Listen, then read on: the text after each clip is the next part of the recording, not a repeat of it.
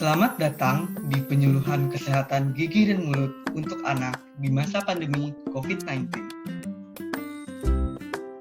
Berikut adalah beberapa foto hasil telesurvei yang telah dilakukan pada siswa kelas 1 SD Negeri Cilangkap 01 Pagi, Cipayung, Jakarta Timur. Terlihat bahwa terdapat perbedaan di antara kedua foto ini. Foto di sebelah kiri menunjukkan gigi yang sehat tanpa lubang. Sedangkan foto di sebelah kanan menunjukkan gigi-gigi yang sudah memiliki banyak lubang. Begitu juga foto berikut ini. Foto-foto ini juga merupakan foto hasil telesurvei yang sama. Sekarang, kita sudah bisa membedakan kan mana gigi anak yang sehat dan mana gigi yang berlubang? Nah, gigi berlubang sebenarnya bukan sesuatu hal yang seharusnya kita anggap sepele. Karena kesehatan gigi dan mulut dapat mempengaruhi kualitas hidup dan kesehatan anak. Contohnya saja, gigi yang berlubang terasa tidak nyaman dan sakit, sehingga anak akan malas untuk makan. Tentu saja ini akan berpengaruh kepada asupan gizi anak. Oleh karena itu, silakan disimak penjelasan berikut agar kita dapat lebih memahami kesehatan gigi dan mulut. Selanjutnya, akan dibahas mengenai struktur gigi. Lapisan terluar dan terkuat dari gigi adalah email. Kemudian diikuti oleh dentin, lalu kamar pulpa dan saluran akar yang berisi pembuluh darah dan saraf, serta yang terakhir yaitu cementum, lapisan luar akar gigi yang menghubungkan gigi dengan tulang rahang. Kemudian, berikut adalah fungsi gigi. Yang pertama adalah untuk mengunyah, kemudian berkaitan dengan estetika atau penampilan, dan yang terakhir adalah untuk berbicara. Nah, sudah tahu kan betapa pentingnya gigi dalam hidup kita? Apabila tidak dijaga, gigi dapat menjadi karies atau biasa kita sebut dengan gigi berlubang. Gigi berlubang dimulai dari sisa makanan di mulut kita yang akan menjadi santapan bakteri untuk merusak gigi. Nah, sisa makanan ini dapat berupa plak-plak yang menempel pada gigi. Bisa dilihat pada gambar adanya penumpukan makanan di atas gigi.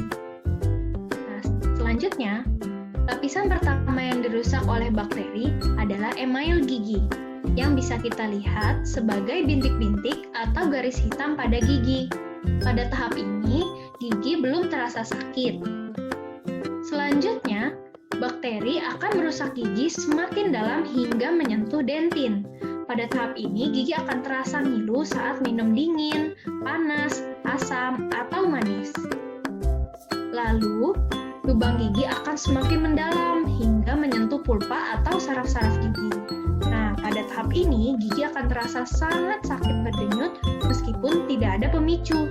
Biasanya, penderita akan mengeluhkan rasa yang sangat tidak nyaman. Apabila kondisi ini dibiarkan, akan terjadi nekrosis pulpa atau kematian gigi. Nah, pada tahap ini, saraf gigi sudah mati sehingga rasa sakit akan berangsur-angsur hilang. Namun, bakteri yang masih berada di dalam gigi akan menyebabkan gigi bengkak dan bernanah, sehingga tidak nyaman untuk dipakai makan. Nah, setelah mengetahui proses gigi berlubang, sebenarnya apa sih yang menyebabkan gigi berlubang? Secara umum, kondisi yang bisa menyebabkan gigi berlubang adalah kondisi mulut yang asam karena aktivitas bakteri. Nah, berikut ini merupakan hal-hal yang menyebabkan bakteri aktif dan mulut menjadi asam. Yang pertama adalah kondisi jarang menyikat gigi. Seperti yang sudah dijelaskan, sisa makanan itu adalah makanan favorit bakteri. Jadi, semakin sering diberi makan, maka bakteri ini akan semakin aktif membuat mulut asam.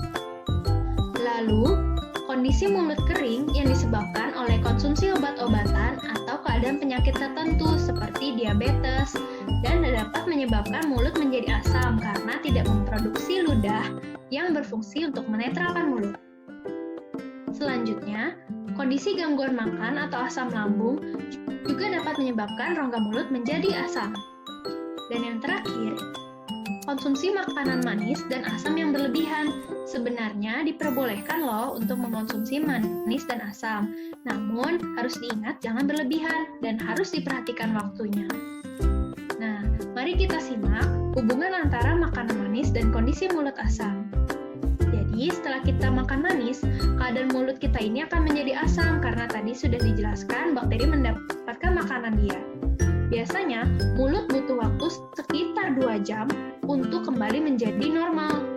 Namun, apabila dalam waktu 2 jam, makanan manis ini dikonsumsi kembali dan terus-menerus, maka kondisi mulut akan selalu menjadi asam dan proses gigi berlubang akan berlangsung terus-menerus sampai mendalam. Selanjutnya, akan dibahas mengenai gusi. Nah, gusi ini mungkin sudah familiar ya terdengar. Gusi ini sama pentingnya loh seperti gigi. Gusi bersama tulang adalah pelindung dan tempat gigi menempel. Nah, gusi ini dapat mengalami radang seperti yang dilihat pada gambar berikut. Pada gambar kiri terlihat gusi berwarna pink dan gambar kanan terlihat adanya kemerahan di sekitar gigi. Kemerahan yang disertai sering berdarah saat sikat gigi merupakan tanda utama dari radang gusi yang sangat perlu kita perhatikan. Radang gusi ini utamanya disebabkan oleh jarang menyikat gigi atau cara menyikat gigi yang salah. Nah, sebenarnya bagaimana sih proses radang gusi ini? Mari kita simak bagaimana radang gusi dapat terjadi. Sama seperti gigi berlubang, awalnya plak dan karang gigi yang berada di antara gigi dan tidak pernah dibersihkan ini menyebabkan bakteri di sekitarnya mulai merusak gusi. Nah, apabila gusi dirusak, akan terlihat kemerahan sama seperti foto sebelumnya. Nah, bisa dilihat ada terlihat kemerahan. Selanjutnya, bakteri yang merusak gigi akan semakin dalam hingga ke tulang.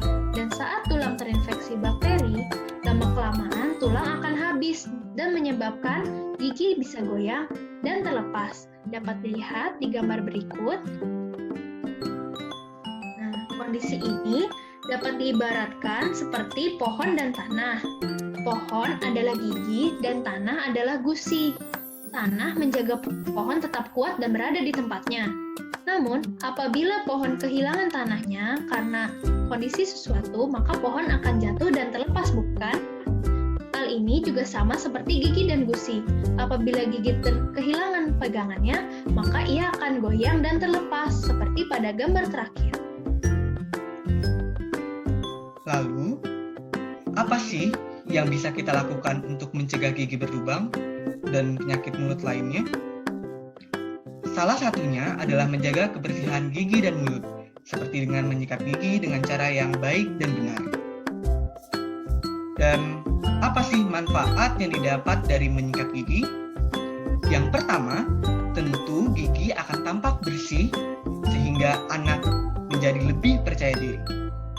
Yang kedua, anak akan terhindar dari sakit gigi dan mulut, yang secara tidak langsung juga akan meningkatkan kualitas hidupnya.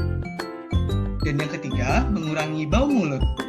Kita tidak mau kan seorang anak dijauhi oleh teman-temannya karena mulutnya bau dan kotor.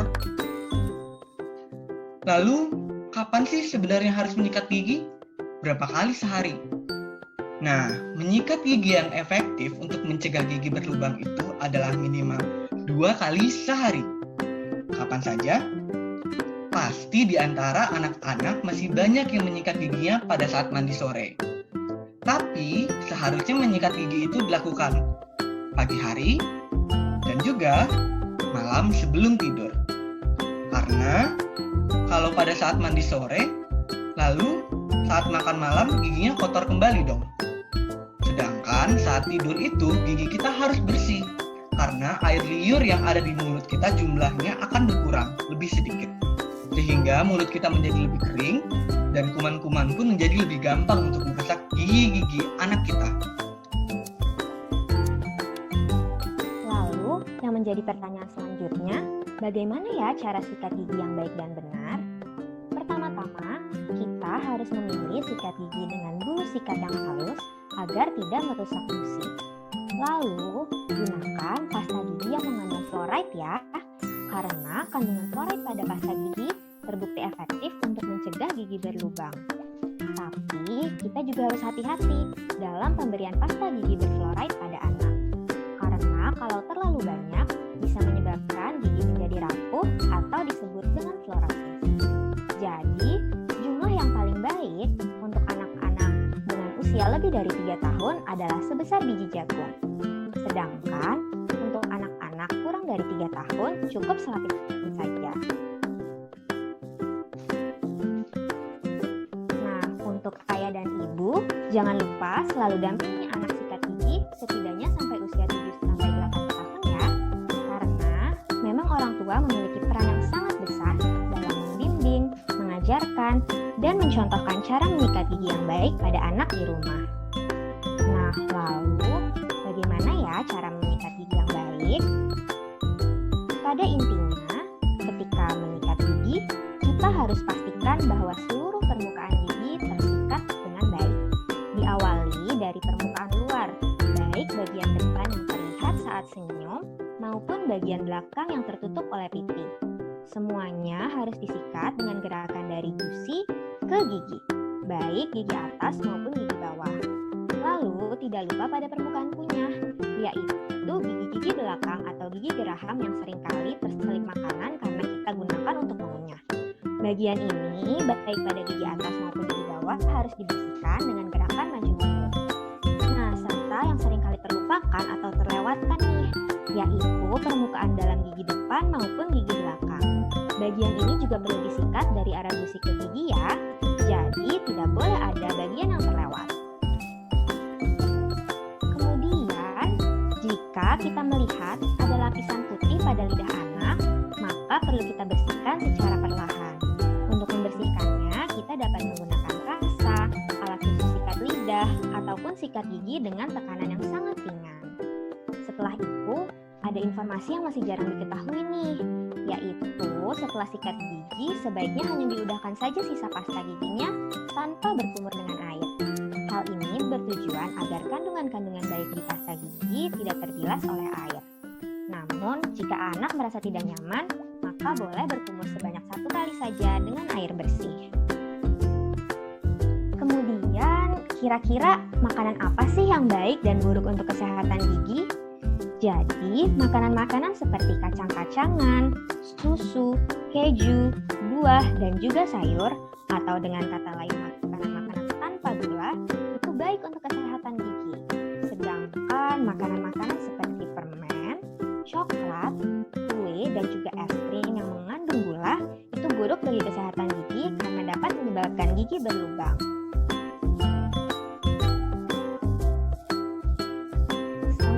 Setelah sudah menyikat gigi dengan baik, kemudian kita juga sudah menjaga asupan makanan, masih ada nih hal yang juga tidak kalah penting untuk menjaga kesehatan gigi dan mulut anak, yaitu jangan lupa ke dokter gigi tiap 6-12 bulan sekali ya. Tapi, apakah tetap harus ke dokter gigi saat pandemi COVID-19? Sebelumnya, saya akan menjelaskan apa itu COVID-19. COVID-19 atau Coronavirus Disease 19 adalah penyakit pernapasan yang disebabkan oleh virus SARS-CoV-2. Gejala yang biasanya muncul pada COVID-19 adalah demam dengan suhu di atas 38 derajat Celcius, sesak nafas, batuk kering, sakit tenggorokan, nyeri otot, dan terkadang kemampuan mengenali bau dan mengecap menjadi berkurang. Lalu, bagaimana penularannya?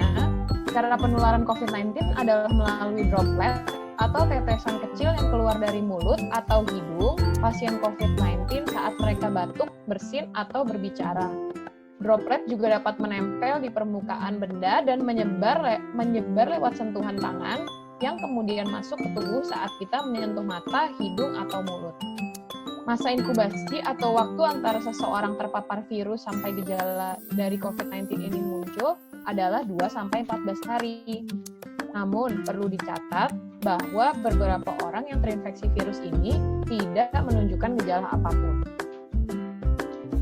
Lalu, bagaimana kita mencegah COVID-19? Yang pertama, kita harus menghindari menyentuh wajah, terutama mata, hidung, dan mulut. Lalu, kita harus menjaga kesehatan agar sistem imun tubuh kita kuat. Kemudian, kita harus rajin mencuci tangan menggunakan air dan sabun selama 40-60 detik. Kita juga harus memakai masker dan menjaga jarak minimal 1 meter. Jangan lupa untuk menghindari kerumunan. Dan yang terakhir adalah menghindari berpergian. Selanjutnya, tindakan kedokteran gigi apa saja sih yang bisa dilakukan selama pandemi COVID-19? Lalu, apakah boleh ke dokter gigi saat pandemi? Nah, seperti yang sudah dijelaskan, rongga mulut merupakan sumber utama penyebaran virus corona. Prosedur dalam perawatan gigi menggunakan beberapa alat-alat yang dapat menciptakan semprotan air liur yang mengandung darah dari pasien. Selanjutnya, semprotan air liur yang mengandung darah tersebut dapat menyebar ke seluruh objek di dalam ruangan praktek, sehingga akan menyebarkan virus ke pasien-pasien selanjutnya dan dokter gigi yang melakukan perawatan. Akhirnya, makin banyak yang terkena virus corona. Nah, saat pandemi, ke dokter gigi hanya dalam keadaan gawat darurat saja. Seperti apa? Yang pertama, sakit gigi yang tidak tertahankan, kemudian perdarahan yang tidak berhenti, kemudian terjadi kecelakaan sehingga gigi lepas atau patah, dan infeksi atau bengkak yang menyebabkan sulit bernafas. Sekian penyuluhan kesehatan gigi dan mulut dari kami. Terima kasih. Jangan lupa 3M, memakai masker, menjaga jarak, dan mencuci tangan. Sampai jumpa.